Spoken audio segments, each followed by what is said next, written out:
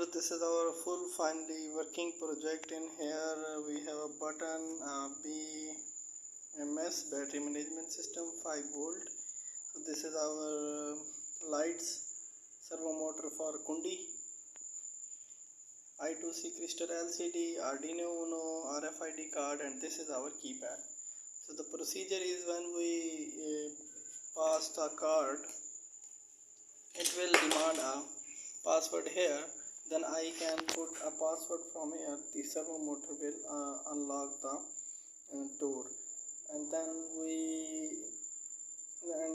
after a few seconds, the door will automatically lock.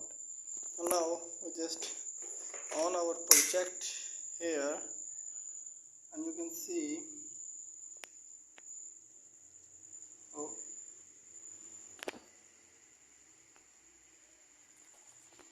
इसके ऊपर आग लगा।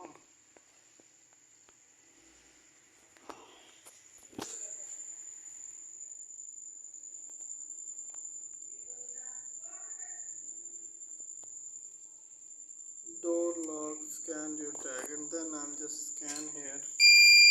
It make a beep here.